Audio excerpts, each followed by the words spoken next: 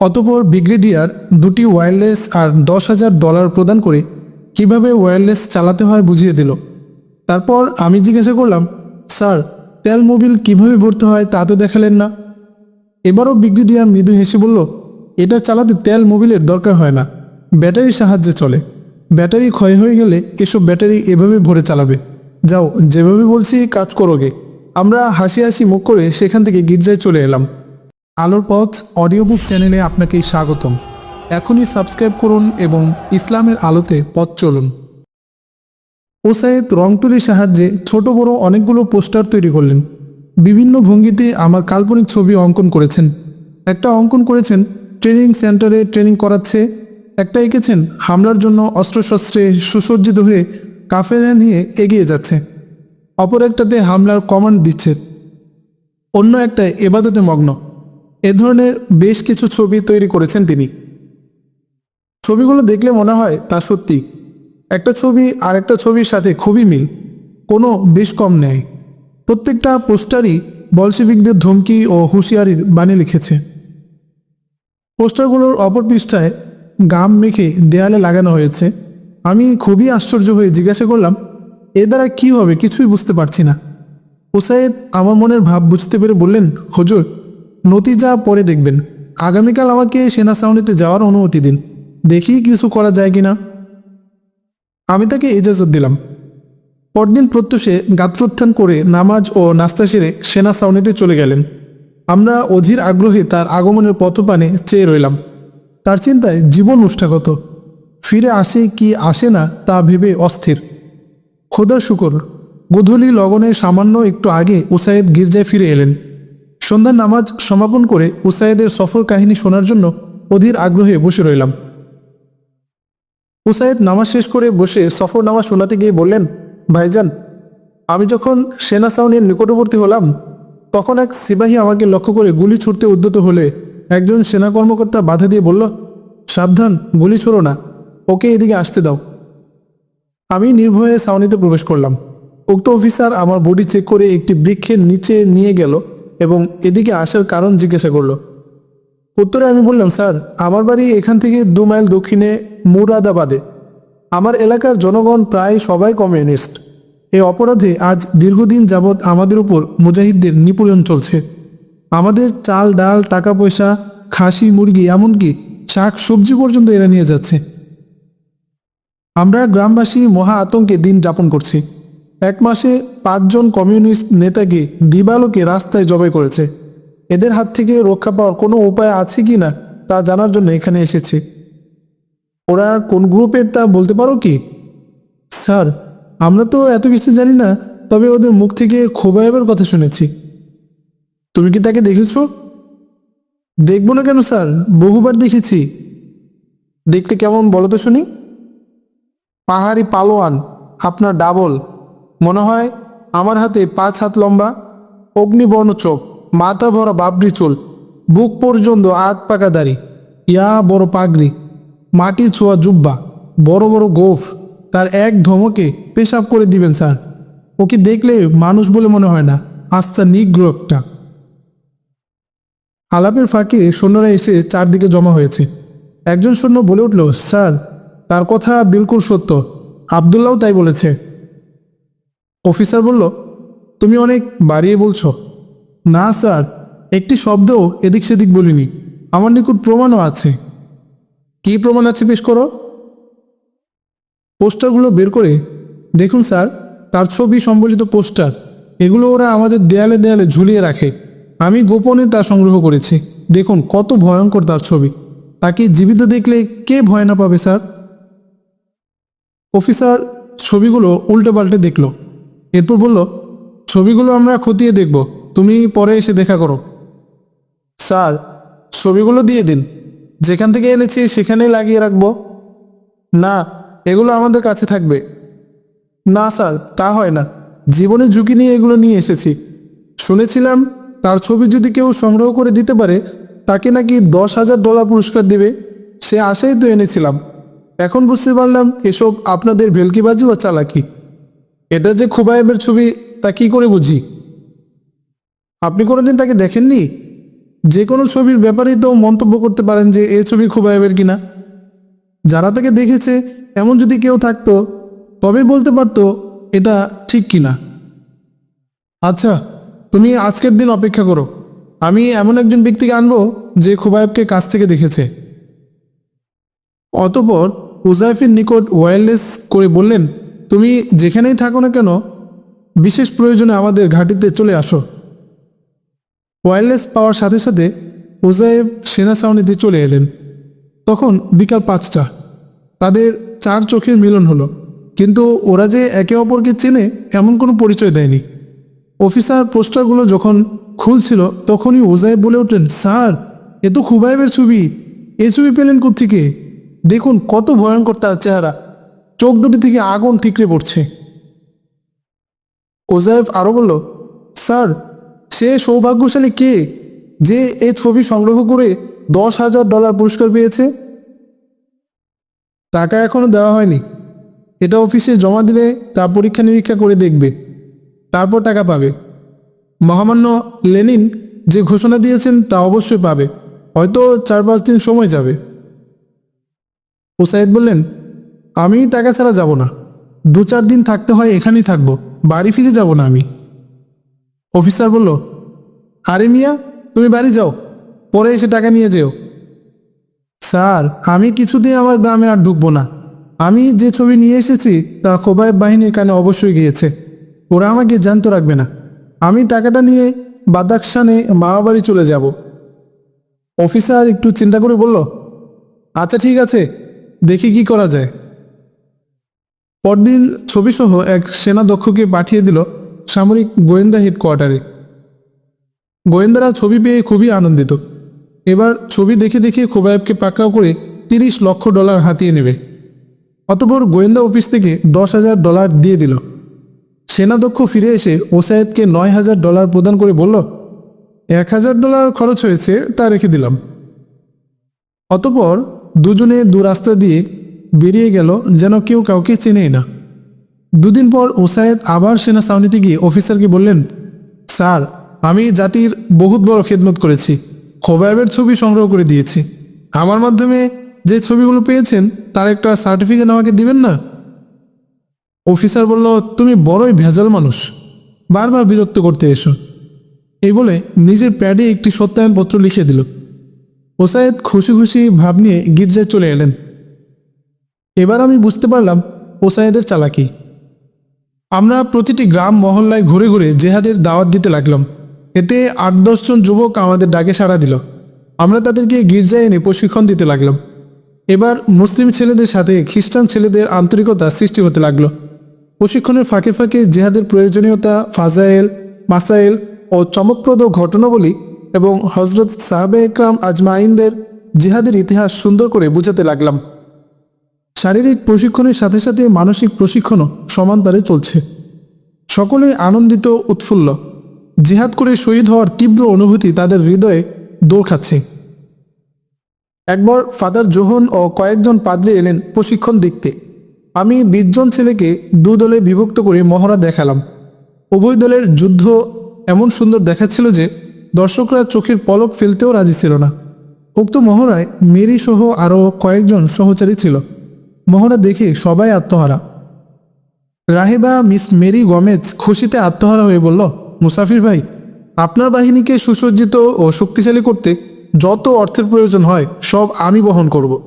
আপাতত 50 লক্ষ টাকা দিয়ে কাজ আরম্ভ করুন। খ্রিস্টানদের থেকে অর্থ গ্রহণ করতে আমার মন চাচ্ছিল না, কিন্তু উপায় কি? মুফতিদের ফতোয়ার পর মুসলমানরা তো একটি পয়সাও অনুদান দিচ্ছে না। অর্থ ছাড়া সবই তো নিরর্থক। বাধ্য হয়েই মেরির টাকা গ্রহণ করলাম এবং পোশাক আর অস্ত্র খরিদ করলাম। একবার আমি ব্রিগেডিয়ার SK পারসানসকে ওয়্যারলেসে বললাম যে, স্যার, আমরা এখন উজিরাবাদে আছি। এখানে মুজাহিদদের বেশ আনাগোনা দেখা যাচ্ছে। এখান থেকে ওরা আপনাদের ঘাঁটি আক্রমণের পরিকল্পনা করছে। ব্রিগেডিয়ার জিজ্ঞেস করল, তোমরা তা কি করে বুঝলে? মুজাহিদরা জানতে পেরেছে আমরা রাসেখ বুলির বাসিন্দা, তাই আমাদের কাছে খুঁটিয়ে খুঁটিয়ে রাস্তাঘাট ও আপনাদের অবস্থান, সৈন্য সংখ্যা কত তা জিজ্ঞেস করছে। যদিও আমরা সঠিক উত্তর দেইনি, তবু ওরা অনুমানের উপর যেতে পারে বলে আমাদের ধারণা। এরা কোন গ্রুপের তা কি বুঝতে পেরেছ? সম্ভবত এরা খোবায়েব জাম্বুলির গ্রুপ। ওকে পাওনি? তালাশে আছি, এখনো পাইনি স্যার। খুব সাবধানে চলবে, আর যদি ধরা পড়ে যাও তবে আমাদের ব্যাপারে সঠিক কোনো তথ্য দিও না, এতে দেশ ও দশের ক্ষতি হবে। আমার ওয়্যারলেস পেয়ে ব্রিগেডিয়ার এই জরুরি পরামর্শ সভা আহ্বান করল। ব্রিগেডিয়ার নিকটবর্তী ভবিষ্যতের হামলা থেকে বাঁচার জন্য অন্যান্য অফিসারদের নিকট থেকে পরামর্শ তলব করল। একজন মেজর বলল, স্যার, আমার মনে হয় এখানে কোকান্দুজের পুনরাবৃত্তি সংঘটিত হবে। নিকটে কোনো পাহাড় জঙ্গল নেই যেখানে লুকাতে পারবো। আমার পরামর্শ হলো জরুরি ভিত্তিতে আরও সৈন্য তলব করা এবং যথাসম্ভব এই স্থান ত্যাগ করা। অন্য সব অফিসাররা একই পরামর্শ দিল। ব্রিগেডিয়ার কাল বিলম্ব না করে আরও 50 জন উচ্চ প্রশিক্ষণপ্রাপ্ত সৈন্য এবং বিপুল পরিমাণ অস্ত্রশস্ত্র নিয়ে আসলো। অতঃপর স্থান পরিবর্তন করে রাসেখবুলির 2 কিলোমিটার দূরে এসে ছাউনি ফেলল। সেখান থেকে প্রধান গির্জাও 2 কিলোমিটার হবে। এই সংবাদে আমরা বড়ই চিন্তিত হয়ে গেলাম। কখন কি ঘটে যায় তা বলা যায় না। ওরা গির্জার সংবাদ পেলে অবশ্যই এদিকে আসবে, আর সন্দেহের কারণ হলো এ দুর্গম এলাকায় কিসের গির্জা। ওরা মনে করবে এটা মুজাহিদদের আস্তানা। এরা গির্জার আড়ালে নাশকতামূলক তৎপরতা চালায়, এরকম ভাবাটাই তাদের জন্য স্বাভাবিক। এভাবে অস্থিরতার মধ্য দিয়ে রাত পোহালাম। মেরি গমেজের খানাপিনা ও ঘুম হারাম হয়ে গেছে। এখন গির্জার উপাসনাও তার ভালো লাগছে না। আমি তাকে বারবার সান্ত্বনা দেওয়ার চেষ্টা করলাম। ভোরে ওজায়েফকে সেনা ছাউনিতে পাঠিয়ে দিলাম তাদের গতিবিধি লক্ষ্য করার জন্য। এদিকে আমি অন্য সব সাথীদেরকে নিয়ে বসে হামলার একটি নকশা তৈরি করলাম এবং ভালোভাবে বুঝিয়ে দিলাম যে আমাদের কাজ আরম্ভ হবে রাত 9টায়, মেইন আক্রমণ হবে রাত 3টায়। আক্রমণের ধরন হবে, আমরা 100 হারিকেনে তৈল ভরে এক একজনকে 5টি হারিকেন নিয়ে দুশ্মনের ঘাঁটির চারদিকে বিপদমুক্ত স্থানে একযোগে জ্বালিয়ে দেব। তখন দুশ্মনরা প্রাণ ভয়ে ভাগার কোনো রাস্তা না পেয়ে ফায়ার করতে থাকবে। এতে তাদের মনোবল ও গোলাবারুদ ধ্বংস হয়ে যাবে। আমরা 3টার দিকে আক্রমণ করে পুরো ঘাঁটিটাই হয়তো দখল করে নিতে পারব। শত্রুপক্ষ লোক মারফত আগেই গির্জার কথা জানতে পেরেছে। ওজায়েফ ঘাঁটিতে পা রাখার সাথে সাথে অফিসার বলল, আবদুল্লাহ, আমরা উস্তুবারের গির্জায় যাব, আমাদের পথ দেখিয়ে নিয়ে যাও। ওজায়েফ নিরুপায় হয়ে আমার নিকট ওয়্যারলেস জানালো যে 10 জন সৈন্যের একটি টিম গির্জা বিমুখে রওনা হয়ে গেছে। আপনারা যে কোনো একটি সিদ্ধান্ত নিয়ে রাখুন, প্রয়োজনে যেন একটা কিছু করা যায়, তা না হয় খুবই অসুবিধায় পড়ার সম্ভাবনা রয়েছে। আমি ও ওসায়েদ ওদের সামনে পড়লেই চিনে ফেলবে, তাই আপনারা আড়ালে থেকে নতুন সাথীদেরকে কিছু অস্ত্রশস্ত্র দিয়ে প্রধান গির্জার অদূরে ঝোপঝাড়ের আড়ালে 3 গ্রুপে বসিয়ে দিলাম। ওদেরকে বলে দিলাম দুশ্মন আক্রমণ করার সাথে সাথে যেন 3 দিক থেকে একযোগে আক্রমণ করে বসে। দুপুর গড়িয়ে বিকাল হয়ে গেল, এখনও ওরা আসেনি। ওজায়েফের নিকট বারবার ওয়্যারলেস করেও কোনো সংবাদ নিতে পারিনি। এ ধরনের ইতস্তত অবস্থার মধ্যেই চেয়ে দেখি এক ঝাঁক বলশেবিক অস্ত্রশস্ত্রে সুসজ্জিত হয়ে গির্জার প্রধান তোরণ অতিক্রম করছে। খ্রিস্টানদের মধ্যে কেউ গির্জায় আর কেউ রুমে, আবার কেউ কেউ অন্য কাজে মশগুল। ওরা জুতা পায়ে দিয়েই গির্জায় প্রবেশ করল। সে সময় প্রধান পাদ্রী ক্রুশ সম্মুখে রেখে 3 জন খোদার নিকট সাহায্য প্রার্থনা করতে লাগলো। একজন সিপাহী ফাদার জোহনকে পদাঘাত করে জিজ্ঞেস করল, কি হে ধার্মিক, কত ধোঁকাবাজি করে নিরীহ জনগণকে ফাঁকি দিয়ে চলবি? তোরা তো সমাজের বোঝা, কাজ করে খা, বসে বসে হাদিয়া তোহফার আশা ছেড়ে দে, তা না হয়। অন্য সব পূজারীরা ফ্যালফ্যাল দৃষ্টিতে তা অবলোকন করছিল, কিন্তু কোনো প্রতিবাদ করেনি। অন্যান্য খ্রিস্টানদের প্রশ্ন করলে ওরা উত্তরে বলল, স্যার, ধর্মকর্ম কী জিনিস আমরা বুঝি না। আগে ছিলাম মুসলমান, এখন তা বদলায় হয়েছে খ্রিস্টান। ধর্মটাই মনে হয় একটি ধোঁকা। ওরা কি বলে না বলে তা কিছুই বুঝি না। এখানে এসে ঘোরাফেরা করলে 3 বেলা উদরপূর্ণ করে খাওয়া পাওয়া যায়, তাই এখানে পড়ে থাকি। এটা যদি আমাদের অন্যায় হয়ে থাকে তাহলে অন্যায় হবে ফাদারের, আর যদি ভালো করে থাকি তবে তাও সব পাবে ফাদার। এবার বুঝলেন তো স্যার এখানে কেন পড়ে থাকি? রুশি আর্মিরা গির্জা ও পার্শ্ববর্তী এলাকা ঘুরে ঘুরে দেখতেছিল। কত মজবুত, পরিষ্কার পরিচ্ছন্ন, সাজানো গোছানো ইমারত। একদিকে পুষ্পকানন, অপরদিকে সারি সারি আপেল, আনারসহ নানা ধরনের ফল বাগান। মাঝে মধ্যে রয়েছে পদ্ম ফোয়ারা।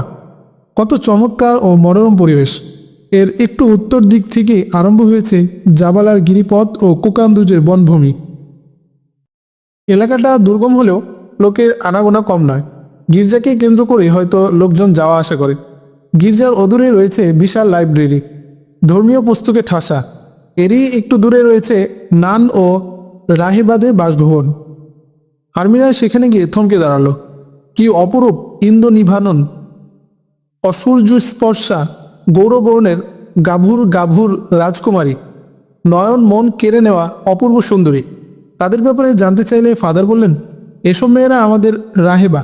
তারা কুমারী মরিয়মের মতো চিরকুমারী হিসেবে আজীবন কাটাতে চায়। খোদাওয়ান্দ যিশু তাদেরকে কবুল করেছেন। ইবাদত বন্দিগি ছাড়া তাদের আর কোনো কাজ নেই। মেজর মৃদু হেসে বলল, এ ধরনের পবিত্র ও সতীসাধী মেয়েদেরই তো আমাদের দরকার। আমরা ওদেরকে নিয়ে আমাদের ছাউনিতে ইবাদত বন্দিগি করব। আপনি এদেরকে নিয়ে আমাদের সাথে চলুন। আর 15-20 জন গাভুরের প্রয়োজন। ওরা আমাদের বাংকার খনন করে দেবে, পাহারাদারি করবে এবং খাদ্য ও পানীয় সংগ্রহ করবে। আমরা তাদেরকে পারিশ্রমিক দেব। ওজায় বুদ্ধি খাটিয়ে বললেন, স্যার, এদেরকে নিয়ে কাজ হবে না। এরা সারা বছর গির্জায় থাকে, গির্জায় খায়। পরিশ্রম কি জিনিস তা তারা বোঝে না।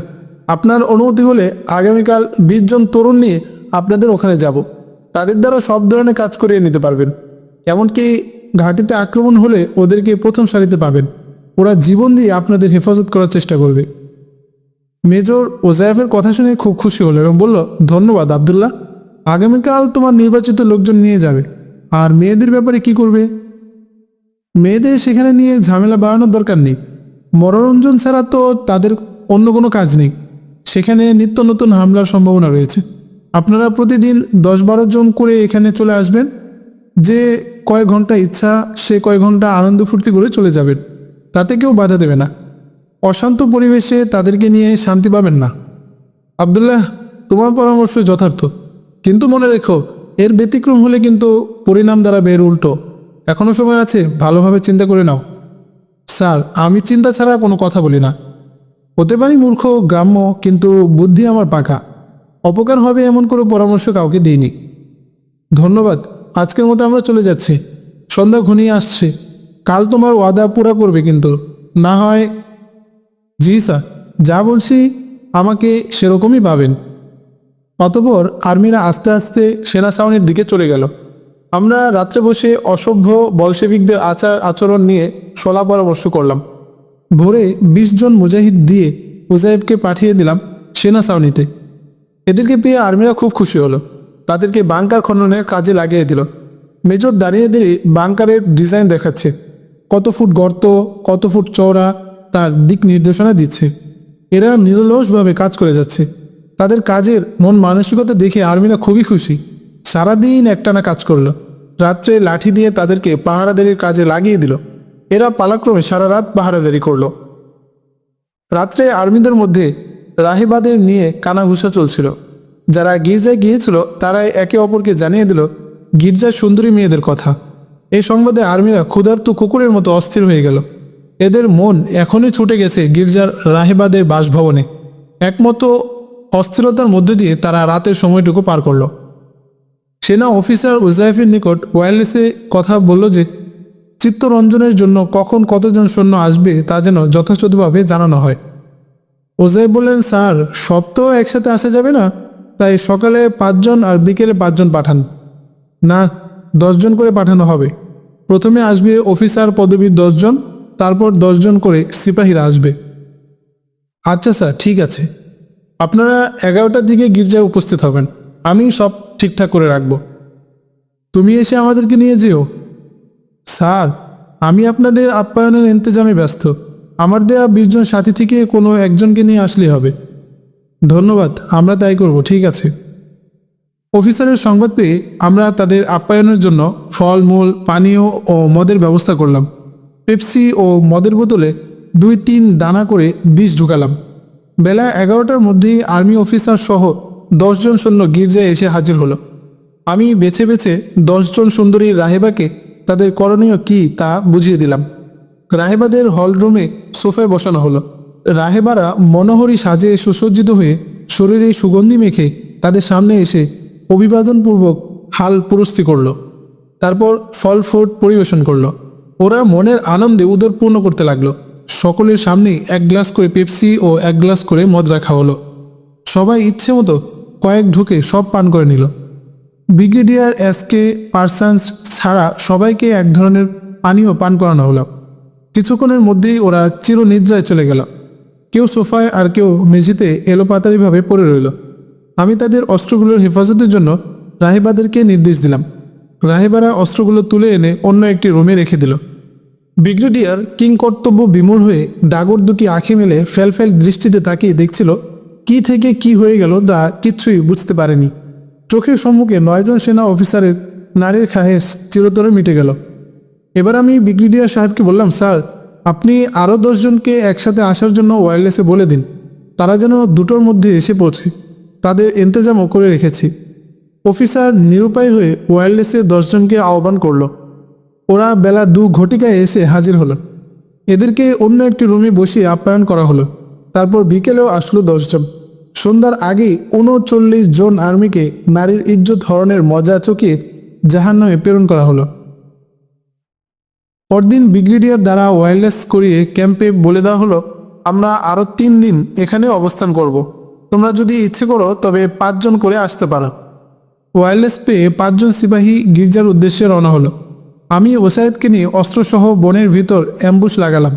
আমাদের নিকট আসার সাথে সাথে দুদিক থেকে ব্রাশ ফায়ারে তাদের দেহ ছিন্ন ভিন্ন করে দিলাম।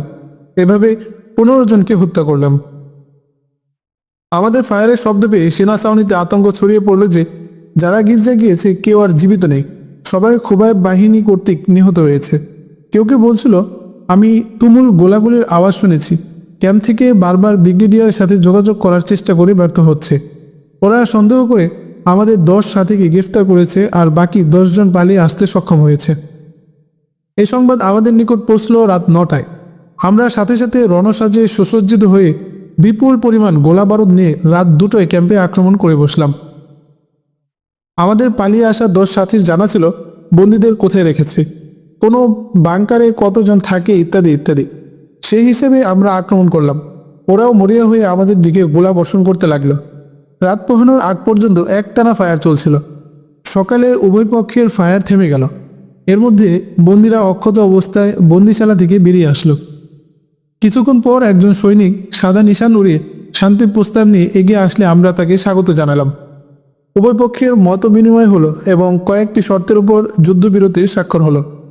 এর মধ্যে গনিমতের অর্ধেক অস্ত্র আমাদের থেকে নিয়ে যাবে আর অর্ধেক আমাদের জন্য থাকবে, আর লাশগুলোও নিয়ে যাবে। অতঃপর ট্রাক বোঝাই করে লাশ আর অস্ত্র নিয়ে এলাকা ত্যাগ করলো। রাতের গোলাগুলিতে আমাদের 5 জন মুজাহিদ ও 2 জন খ্রিস্টান সৈন্য নিহত হলো, আর বলশেভিকদের নিহতের সংখ্যা 35 জন। তাদের সর্বমোট নিহতের সংখ্যা দাঁড়ালো 89 জনে, ব্রিগেডিয়ার সহ 90 জন।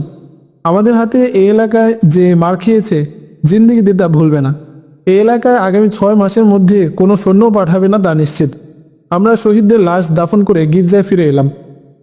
এসে দেখি ফাদার, পাদ্রি, সিস্টার, রাহেব, রাহেবা ও নানরা গির্জায় প্রার্থনায় রত। সকলেরই ধারণা খোদাওয়ান যিশুর কৃপা দৃষ্টিতে যুদ্ধের অবসান ঘটেছে। মেরির গির্জা থেকেও উপাসকগণ বড় গির্জায় এসে আর্চনা করছে। আবার উভয় গির্জা থেকে কিছু খ্রিস্টানরা পলায়ন করেছে। আমরা গির্জায় ঢোকার সাথে সাথে খানাপিনার ব্যবস্থা করা হলো। সমক্লান্ত মুজাহিদরা খানাপিনা সেরে গির্জার এক পার্শ্বে গা এলিয়ে দিয়ে বিশ্রাম নিচ্ছেন ও গড়াগড়ি খাচ্ছেন। অন্য দিনের চেয়ে আজকের ইবাদত একটু ভিন্ন প্রকৃতির। একটু পরপর এক একজন পাদ্রীরা আসেন আর ওয়াজ নসিহত করেন। বিশেষ বিশেষ আলোচনায় অংশ নেন ফাদার জোহন ও রাহেবা মিস মেরি গমেজ। মেরি তার সহচর ও উপাসকদেরকে লক্ষ্য করে বলতে লাগলো, প্রিয় খ্রিস্টান ভাই ও বোনেরা, খোদাওয়ান যিশু আমাদের পাপের প্রায়শ্চিত্তের জন্য ক্রুশবিদ্ধ হয়ে প্রাণ ত্যাগ করেছেন। আমরা তারই বান্দা, তার উপাসনা করি এবং তার কাছেই ফিরে যাব। যতদিন আমরা দুনিয়াতে থাকব ততদিন খ্রিস্ট ধর্মের তাবলিগ করে যাব। একজন কাফেরকে তথা মুসলমান যদি বুঝিয়ে সমঝিয়ে হাতে পায়ে ধরে টাকা পয়সা দিয়ে ধর্মে আনতে পারি তবে প্রভু যিশু খুশি হয়ে জান্নাত দান করবেন। দেখো, আমাদের গির্জায় আজ কদিন যাবৎ 3 জন কাফের আশ্রয় নিয়েছে। ওরা কতই না ভালো মানুষ। ওরা জীবন বিলিয়ে দিয়ে আমাদের মান, ইজ্জত ও গির্জা বলশেভিকদের হাত থেকে রক্ষা করেছে। যত নেক আমলই করুক না কেন, ঈমান না থাকার কারণে জাহান্নামে যাবে। এসো আমরা সবাই মিলে এই তিনজন কাফেরের জন্য প্রভু যিশুর দরবারে প্রার্থনা করি, তিনি যেন নিজ দয়াগুণে তাদেরকে ঈমান গ্রহণের সুমতি দান করেন। এই বলে সবাই একযোগে যিশুর প্রস্তর মূর্তির সামনে মাথা নত করে কান্নাকাটি আরম্ভ করে দিল। আমি অঘুম নয়নে তাদের কীর্তিকলাপ দেখে হাসছিলাম। বেশ কিছুক্ষণ কান্নাকাটি করার পর হাততালির আওয়াজ এলো। সবাই কান্না থামিয়ে মূর্তির দিকে তাকিয়ে বসে রইল। আমি আস্তে আস্তে শয্যা ত্যাগ করে মেরির দিকে এগিয়ে গেলাম। মেরি মুখ ভরা হাসি হেসে আমাকে নিয়ে তার চেয়ারে বসিয়ে সে অন্য একটি চেয়ারে আসন গ্রহণ করল। সে হয়তো ভাবছিল তাদের প্রার্থনা কবুল হয়েছে, আমি খ্রিস্ট ধর্ম গ্রহণ করার জন্য এগিয়ে গিয়েছি, তাই এত সম্মান প্রদর্শন করল। আমি কিছু বলার ইচ্ছা করায় গির্জায় পিনপতন নীরবতা বিরাজ করছিল। অতঃপর খুব নম্রস্বরে বললাম, হে ধর্মযাজক রাহেবা বোন মেরি, আমাদের পরিণামের দিকে লক্ষ্য করে তোমরা এতক্ষণ পর্যন্ত যিশুর সমীপে আমাদের ঈমান নসিবের জন্য প্রার্থনা করেছ। সত্যি তোমরা আমাদের মঙ্গলকামী, তা না হয় এত কান্নাকাটি করতে না। খ্রিস্ট ধর্মে ঈমান আনতে আমার কোনো আপত্তি ছিল না, কিন্তু কিছু বিষয়ে জানতে ইচ্ছে করে যদি সমাধান পাই তবে। গালভরা হাসি হেসে বলুন, মুসাফির ভাই, কি প্রশ্ন বলুন। একটু আগে তুমি বলেছ আমাদের পাপের প্রায়শ্চিত্তের জন্য খোদা আপন ছেলে যিশুকে ক্রুশবিদ্ধ করে হত্যা করেছেন।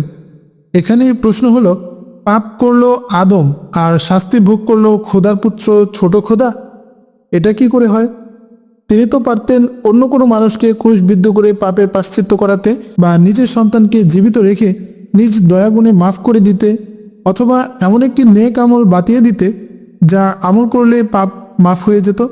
এখানে তোমাদের খোদা বেইনসাফি করেছে, একজনের পাপের জন্য অন্যজনকে ক্রুশবিদ্ধ করে নির্মমভাবে হত্যা করেছে। তোমাদের খোদা অবিচারী ও নিষ্ঠুর। আদম সৃষ্টির হাজার হাজার বছর পরে পাপমোচনের জন্য নিজ পুত্রকে ক্রুশবিদ্ধ করে হত্যা করলেন। এর আগে যেসব নবী, রাসূল ও সাধারণ মানুষ অতিবাহিত হয়েছে তারা তো সবাই পাপী হিসেবে রয়ে গেল। তাদের উপায় কি হবে? খোদাবন্দের যদি ন্যায় বিচার থাকতো, তার সমস্ত বান্দার প্রতি দয়া থাকতো, তবে আদম আলাইহিসসালামের সময়ই এই ক্রুশ বিদ্ধের কাজটি সমাধা করার দরকার ছিল। তাহলে সেসব কোটি কোটি বান্দারাও পাপ থেকে মুক্তি পেত। তা তিনি করলেন না কেন? জন্ম মৃত্যুর অধীনে যে সে আবার খোদা বনে যায় কিভাবে? যিশু মরিয়মের ঘরে জন্মগ্রহণ করেছে, ইহুদিদের হাতে মৃত্যুবরণ করেছে। দুশ্মনের হাত থেকে যে নিজেকে রক্ষা করতে পারেনি, সে অন্যকে রক্ষা করবে কি করে? খোদা কি এমন দুর্বল হলে চলবে? সন্তানের চেয়ে পিতামাতার মর্যাদা অনেক বেশি। সেই হিসেবে যিশুর মাতা মরিয়মের মর্যাদা বেশি দেওয়ার দরকার, কারণ তিনি খোদার মা। যিশু যদি পাপের প্রায়শ্চিত্ত করে গিয়ে থাকেন, তবে এখন আর উপাসনার দরকার কি? পাপ করলেও তো কোনো চিন্তা নেই, তাই নয় কি? বোন মেরি, আশা করি তোমার পক্ষ থেকে সুন্দর উত্তর পাব। খোদাবন্দের হিকমত বোঝার সাধ্য বান্দার নেই এবং ভুল ধরার অধিকার নেই। তিনি যা চেয়েছেন তাই করেছেন। বোন সুন্দর উত্তর পায়নি। পাপীর দ্বারায় প্রায়শ্চিত্ত হয়নি, বিধায় নিজের মাসুর পুত্র দ্বারা প্রায়শ্চিত্ত নিয়েছেন। বোন মেরি, তোমার উত্তর সঠিক নয়, কারণ বাইবেলের আইয়ুব খণ্ডে 14-15 পদে লিখিত রয়েছে, নারী থেকে যার জন্ম হয়েছে সেই পাপী। যিশু নারী থেকে জন্ম নিয়েছে বিধায় তিনি পাপী, আর পাপী দ্বারা প্রায়শ্চিত্ত হয় না। সেই হিসেবে ক্রুশবিদ্ধ হয়ে যে প্রায়শ্চিত্ত হয়ে থাকে তা সম্পূর্ণই ভুল। তাছাড়া বাইবেলের রোমিও 23:6 পদে লেখা আছে, পাপের মজুরি মৃত্যু, অর্থাৎ যার মৃত্যু হয় সে যে পাপী ছিল মৃত্যুই তার প্রমাণ। এখন তোমার কথা বিশ্বাস করব না তোমাদের আসমানি কিতাব বাইবেলের কথা বিশ্বাস করব? বলো কোনটি বিশ্বাস করব? মেরি নিরুত্তর, জনতা খামোশ। আবার বললাম, প্রিয় বোন মেরি, তোমরা তো শরীয়তের উপর তথা আল্লাহর দেওয়া বিধান আমল করো না। শরীয়ত মেনে চললে চুরি ডাকাতি করতে হবে, জিনা ব্যভিচার করতে হবে, সুদ ঘুষ খেতে হবে, মিথ্যা গীবত পরনিন্দা করতে হবে, পিতামাতাকে ও পড়শিকে কষ্ট দিতে হবে, কারণ এসব অন্যায় থেকে বিরত থাকার নাম শরীয়ত। আর বাইবেলের ইউহান্না 3 অধ্যায়ের 21 নং পদে খোদাবন্দের প্রেরিত পল তার 1 পদে লিখেছেন, শরীয়ত একটি অভিশাপ। পলের কথায় যদি শরীয়ত অভিশাপ হয় তবে উক্ত অন্যায়গুলো না করা হলো শরীয়ত। যারা অভিশাপের উপর আমল করবে তারা হবে অভিশপ্ত। তাহলে কি করে বললে আমরা শরীয়ত মেনে চলি? অর্থাৎ শরীয়ত মেনে চললে হবে অভিশপ্ত, আর শরীয়ত পালন না করলে উল্লেখিত অন্যায়গুলো করতে হবে। বলো তোমরা কোনটা পালন করো? সভাসদ নীরব নিস্তব্ধ। আমার আলোচনা কোন ফাঁকে ফাদার জোহন এসে তার আসন দখল করে বসেছে তা বুঝতে পারিনি। দর্শক মণ্ডলী একবার আমার দিকে, আরেকবার মেরি ও ফাদারের দিকে তাকাচ্ছিল। তারপর আমি বললাম, প্রিয় বোন মেরি, তোমরা নবী রাসূলগণের উপরও মিথ্যা অপবাদ চাপিয়ে দিয়েছ। না, আমরা এ ধরনের জঘন্য অন্যায় করিনি। কেন? মথির ইনজিল 12:46-50 এবং লুক 8:19-21 পদে হজরত মরিয়ম আলাইহিসসালামকে খোদাদ্রোহী বলা হয়েছে, আর ইসলামে তাকে সিদ্দিকা অর্থাৎ খোদার প্রতি চূড়ান্ত বিশ্বাস স্থাপনকারী এবং সতী সাধী এবং মোমেনা বলা হয়েছে। মথির ইনজিলে হজরত ঈসা আলাইহিসসালামকে দুর্দান্ত মায়ের সাথে অসৎ ব্যবহারকারী বলা হয়েছে, আর পবিত্র কোরআনে হজরত ঈসা আলাইহিসসালামকে বলেছেন, আমি আমার মায়ের অনুগত এবং তার সাথে সদ্য ব্যবহার করার জন্য আদিষ্ট হয়েছে। আবার তোমাদের গালাতীয় 3:13 পদে যিশুকে অভিশপ্ত বলা হয়েছে এবং এ কারণে তাকে ক্রুশবিদ্ধ করা হয়েছে। পবিত্র কোরআনে তাকে রুহুল্লাহ, কালিমাতুল্লাহ বলে খেতাব করা হয়েছে। পবিত্র কোরআনে এও বলা হয়েছে যে তিনি খোদা ছিলেন না, তিনি ছিলেন একজন পুত পবিত্র মানুষ। একজন পাপী খোদার চেয়ে একজন নিষ্পাপ মানুষ তো হাজার গুণে উত্তম। তাছাড়া যিশু যদি খোদা হন তবে আদম আলাইহিসসালাম থেকে নিয়ে সমস্ত মানুষই খোদা হওয়ার দরকার ছিল। এ ব্যাপারে আপনাদের বক্তব্য কি? সকলেই নীরব নিস্তব্ধ। প্রিয় মেরি, তোমরা বলে থাকো তোমাদের ধর্মের সার মহাব্বত, তাই খোদাকে বলে থাকো মহাব্বত। পিতা যেমন তার সন্তানকে খুব বেশি আদর করে, সেই হিসাবে তোমরা খোদাকে পিতা বলে আখ্যায়িত করো। দেখো, ইসলামের সার হলো তাওহীদ, একত্ববাদ, কিন্তু কোথাও পিতা বলা হয় নাই, বরং বলা হয়েছে রব, যিনি সৃষ্টি থেকে নিয়ে অন্ত পর্যন্ত সময় উপযোগী খাদ্য পানীয় এবং বাঁচার উপকরণ দিয়ে পালাপোষি করেন, তিনি হলেন রব। পিতামাতা সন্তান পালাপোষি করেন তা সত্য, কিন্তু রোগ ব্যাধি বালা মুসিবত দূর করতে পারেন না। আবার বৃদ্ধ বয়সে দেখা যায় সন্তানহারা বৃদ্ধ পিতামাতাকে পালাপোষি করে, পিতা তখন সন্তানের মুখাপেক্ষী হন। তাহলে তোমরা খোদাকে পিতা ডেকে খাটো করেছ। পিতামাতা সন্তান পালাপোষি করেন তা সত্য, কিন্তু রোগ ব্যাধি বালা মুসিবত দূর করতে পারেন না। আবার বৃদ্ধ বয়সে দেখা যায় সন্তানরা বৃদ্ধ পিতামাতাকে পালাপোষি করে, পিতা তখন সন্তানের মুখাপেক্ষী হন। তাহলে তোমরা খোদাকে পিতা ডেকে খাটো করেছ, এ ব্যাপারে কোনো যুক্তি পেশ করতে পারবে কি? সকলেই নীরব। প্রিয় মেরি, আরেকটি প্রশ্ন করি, মনে কিছু নিও না। প্রশ্নটা হলো, প্রসব বেদনা হলো একজনের আর সন্তান প্রসব হলো অন্যজনের। তুমি টাকা পাও একজনের নিকট, আমি তা ক্ষমা করে দিয়েছি যে টাকা দেওয়া লাগবে না। আঘাত লেগেছে পিঠে, অন্ধ হলো চোখ, এসব কথার কোনো যুক্তি আছে? অবশ্যই না, এগুলো অবান্তর, মিথ্যা, কাল্পনিক। তোমাদের ধর্মে তা আছে। যেমন তোমরা মন গড়া ইনকুইজিশন ডিপার্টমেন্ট তৈরি করে একজনকে ইনচার্জ দিয়েছ। প্রতি রবিবারের বড় গির্জায় তিনি গুনাহ মাফ করে থাকেন। ছোট বড়, নারী পুরুষ, ছেলে মেয়ে, যুবক যুবতীরা লাইন ধরে দাঁড়িয়ে থাকে। ইনচার্জ একজন একজন করে এক সপ্তাহে কে কি গুনাহ করেছে তার স্বীকারোক্তি জবানবন্দি শুনে মাথায় হাত রেখে বলে, খোদাওয়ান যিশুর বরকতে তোমার স্বীকারোক্তি সম্পূর্ণ গুনাহ ক্ষমা করা হলো। এখানে আমার প্রশ্ন হলো, পাপ করলো বান্দায় আল্লাহর হুকুম না মেনে, আর ক্ষমা করলো অন্য এক মানুষেই, এই অধিকার তাকে কে দিয়েছে?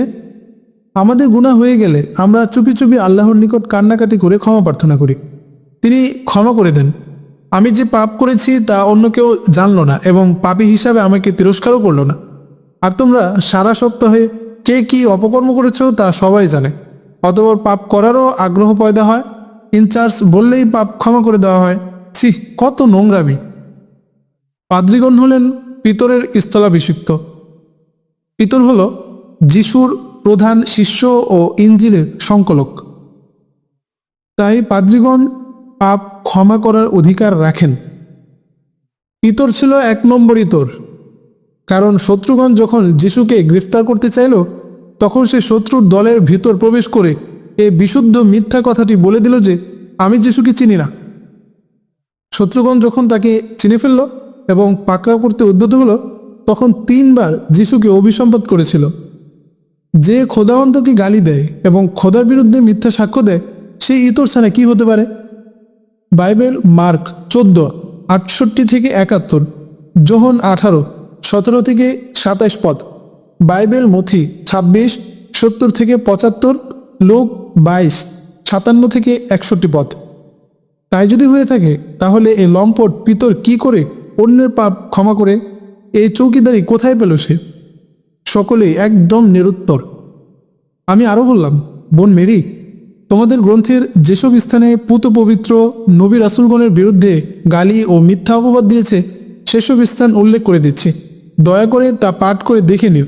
বাইবেল আদিপুস্তক 18:32 পদ, সামুয়েল 2:4 থেকে 11 পদ, সামুয়েল 5:13 পদ, 2 সামুয়েল 11:2 থেকে 27 পদ, বাইবেল বিচারক কর্তৃগণের বিবরণ 16:1 থেকে 4 পদ, 14:12 থেকে 99 পদ, বিচার কর্তৃগণের বিবরণ 16:10 থেকে 15 পদ, প্রথম রাজাবলী 13:18 পদ, প্রথম রাজাবলী 20 অধ্যায়, প্রথম রাজাবলী 22:15 থেকে 23 পদ, জিরমীয় 38:24 থেকে 27 পদ।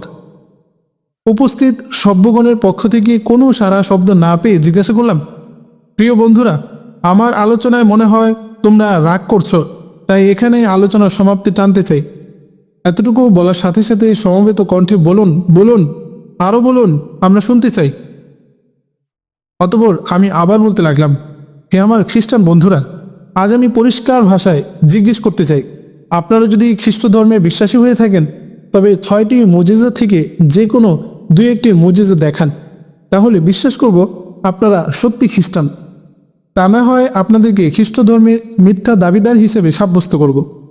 6টি মুজিজা হলো মৃত্যুকে জীবিত করা, বদ রূহসমূহ বের করা, শিক্ষা ছাড়া নতুন নতুন ভাষায় কথা বলা, বিষধর সর্পের বিষ পানে কোনো ক্ষতি না হওয়া, রোগীর রোগ মুক্ত করা ও পাহাড়কে ইশারা দিয়ে অন্য স্থানে সরিয়ে দেওয়া। কেননা আপনাদের পবিত্র বাইবেলের মার্কস 16 অধ্যায়ের 17-18 পদে বলা হয়েছে যে যারা খ্রিস্ট ধর্মে ঈমান রাখবে তাদের মধ্যে উল্লেখিত 6টি মুজিজা পাওয়া যাবে। আবার অন্যত্র বলা হয়েছে, যদি তোমাদের মধ্যে সরিষার বীজ পরিমাণ ঈমান থাকে, তবে তোমরা পাহাড়কে বলবে যে এই স্থান হতে ওই স্থানে সরে যাও, তখন পাহাড় চলে যাবে। প্রিয় বন্ধুরা, আমার প্রশ্ন হলো, বাইবেলের এসব উক্তি যদি সঠিক হয়ে থাকে আর আপনারা যদি সত্যি খ্রিস্ট ধর্মের বিশ্বাসী হয়ে থাকেন, তবে এসব মুজিজা অনায়াসে দেখাতে পারবেন। আর যদি দেখাতে না পারেন, তবে হয়তো বাইবেল মিথ্যা হবে, না হয় আপনারা খ্রিস্ট ধর্মের মিথ্যা দাবিদার। বলুন, কোনটি সত্য আর কোনটি মিথ্যা? এবারও সবাই নীরব। উপস্থিত জনতার নীরবতা দেখে আমি খুবই আশ্চর্য হলাম। এত বড় বড় পাদ্রী, ফাদার আর রাহেবগণ থাকতে কেউ আমার কথায় প্রতিবাদ জানাচ্ছে না। তাই আমি আরও বললাম, হে আমার প্রাণপ্রিয় বন্ধুরা, আপনারা যিশুর মুজিজা দেখে জোর করে তাকে খোদার আসনে বসিয়ে দিলেন, অথচ তিনি নিজেকে কোনোদিন খোদা দাবি করেননি। তিনি ছিলেন আমাদের মতোই মানুষজাত। অনেক বিষয়ে তিনিও ছিলেন অক্ষম। একজন দুর্বল ব্যক্তিকে খোদা মানা কতই না লজ্জার কথা, কত বড় কুফরি। দেখুন, আপনাদের যোহন 5 অধ্যায়ের 30 পদে যিশু নিজেই বলেছেন, আমি আপনা হতেই কিছুই করতে পারি না, যেরূপ শ্রবণ করি সেরূপ বিচার করি, আর আমার বিচার ন্যায্য। এখানে তিনি নিজেই অক্ষমতা প্রকাশ করেছেন। তাহলে এমন দুর্বল ব্যক্তিকে কেন জোর জবরদস্তি করে খোদা বানালেন?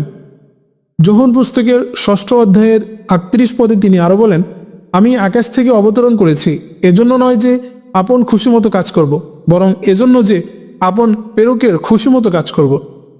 অতএব একথা দ্বারা এটাই প্রমাণিত হয় যে যিশু অন্যান্য মানুষের মতো অক্ষম এবং পরমুখাপেক্ষী ছিলেন, আর অক্ষম ও পরমুখাপেক্ষী কখনো খোদা হতে পারে না।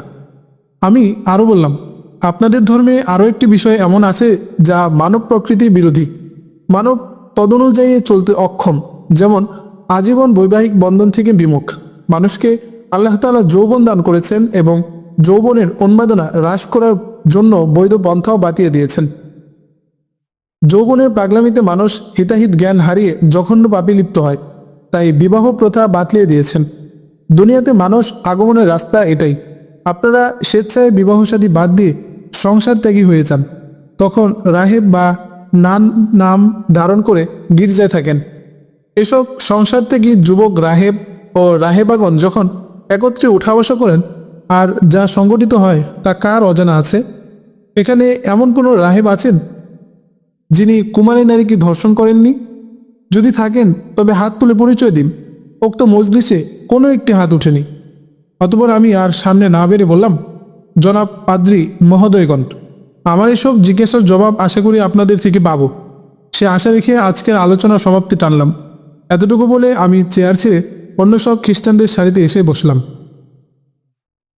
শ্রোতামণ্ডলী অপলক নেত্রে প্রধান পাদ্রীর দিকে তাকিয়ে আছে। পাদ্রী লজ্জা ও অনুশোচনায় কি বলবে না বলবে তা ঠিক করতে পারছেন না।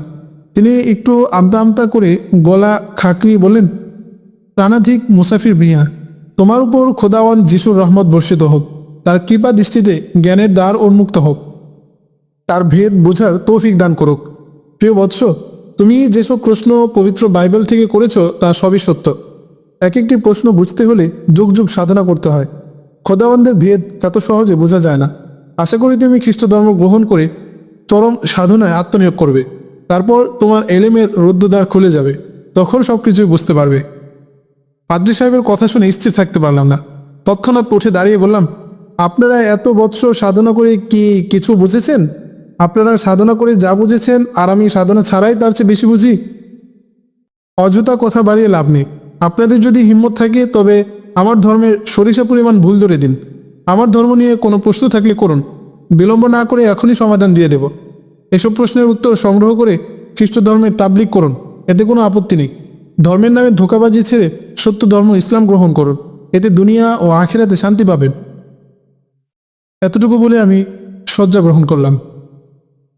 পাদ্রীগণ আমার প্রশ্নের কোনো উত্তর না দিতে পেরে দিলের মধ্যে শত শত খটকা নিয়ে আপন আপন কক্ষে গিয়ে বাকি রাত শুধু চিন্তার সাগরে হাবুডুবু খেয়ে কাটিয়ে দিল। ধন্যবাদ আলোর পথ অডিও বুক চ্যানেলটি দেখার জন্য। ইসলামের শিক্ষা আরও গভীরভাবে জানতে এবং আপনার জীবনকে সঠিক পথে পরিচালিত করতে এখনই সাবস্ক্রাইব করুন আলোর পথ অডিও বুক।